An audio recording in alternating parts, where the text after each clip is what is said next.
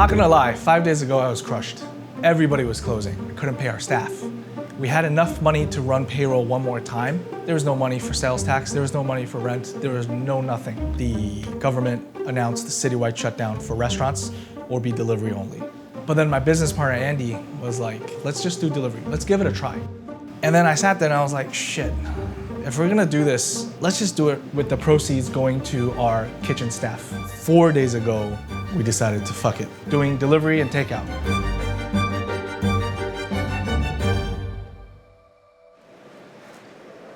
We're in Manhattan, New York City. It is dead out here. There is next to nobody walking on the street. No restaurants are open. You ever come to these Chinese supermarkets? Dude, they have the best cuts. And this is what we get. This is a little too fatty for dumpling, but for stir fries, it's perfect. My day-to-day is grocery run, if needed, in Chinatown. I had a checklist, but now it's just me, so it's difficult. Ground pork, pig intestine, daikon, and some tofu, which I have to get. We prep today for tomorrow because it's in microwavable containers and we're trying to go for freshly made when you make it at home.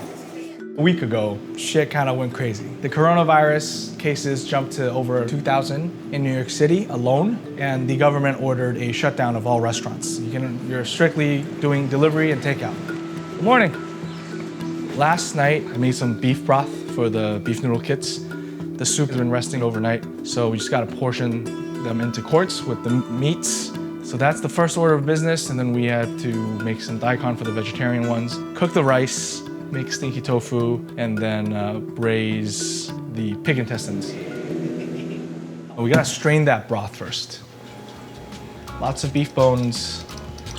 So this is the least favorite part of my day because it is plain work and no fun. It's just literally the most tedious shit.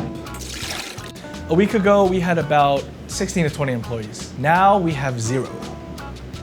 And so that's quite a big hit for everybody we employ. I just know we're pretty lucky to still be cooking. A lot of people are in much less fortunate situations than we are. Honestly, the past 2 days, if the sales keep going, we would be able to pay our kitchen staff like a pretty decent paid vacation wage, almost. Comparable to their original salaries.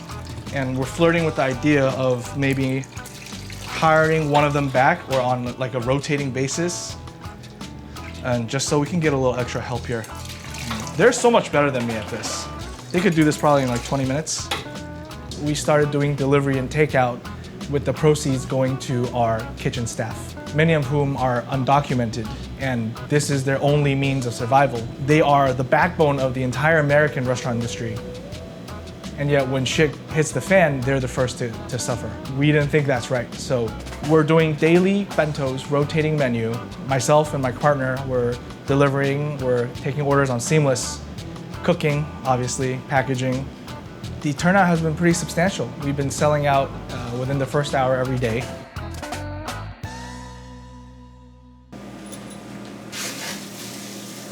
What's up? Howdy. Oh, hey.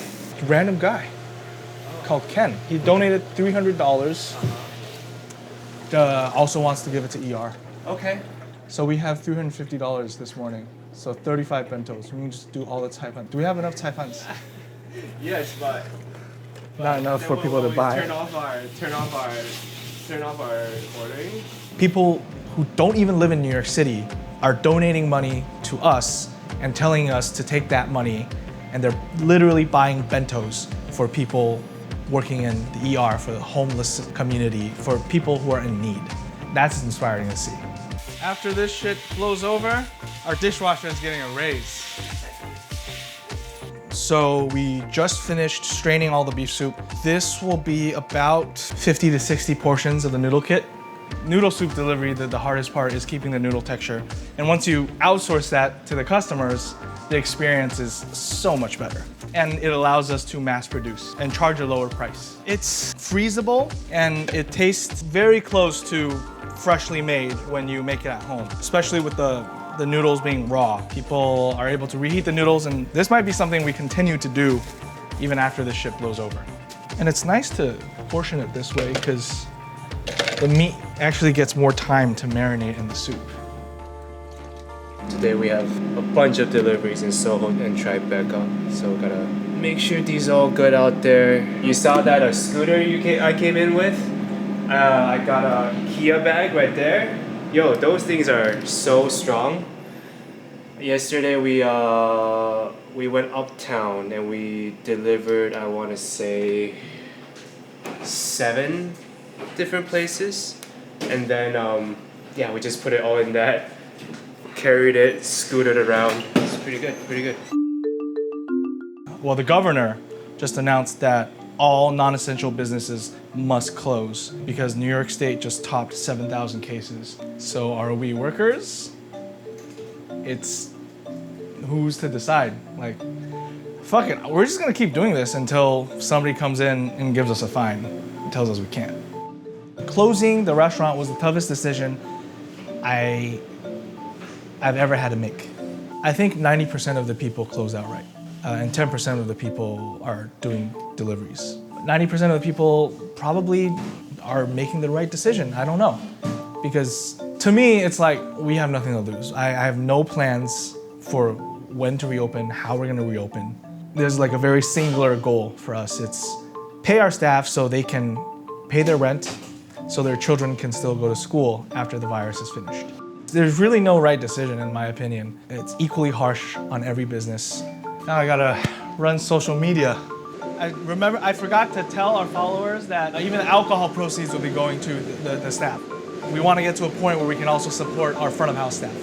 A lot of our fellow restaurateurs have set up GoFundMe's, Venmo accounts. Universally, everybody is doing something for their staff. It's really cool to see that restaurants around the city, around the nation are run by selfless people.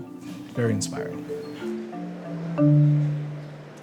You're looking for the beef noodle soup kit? All right, we currently have a few in stock, but we can't guarantee towards the later of the day, but we should have some. What's your ETA? We just sold out of our meat option for the bento for the day, and it's 7 minutes before opening. It's kind of a vicious cycle where now I have to kind of panic make a bunch of meat options so that we have something for people who walk in.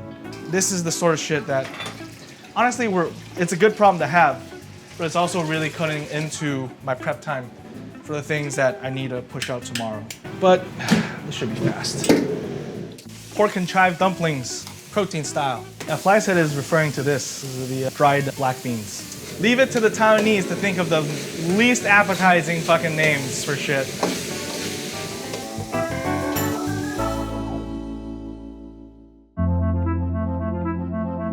I think the effect of the coronavirus pandemic on the restaurant industry in general, it's gonna be a very tolling time. There's no question about that. If 6 months later this kind of blows through and people are able to reopen, I don't think many of them will. And then what? We're stuck with a ghost town. We build communities, and that's what makes New York special. And the diversity of these restaurants is what makes New York special. For me, as a business owner, this is probably the most rewarding I've ever felt, period. My partner and I built this place, and now people are coming together because of something we've built. And it's benefiting people who are desperately in need right now. And pretty proud of it.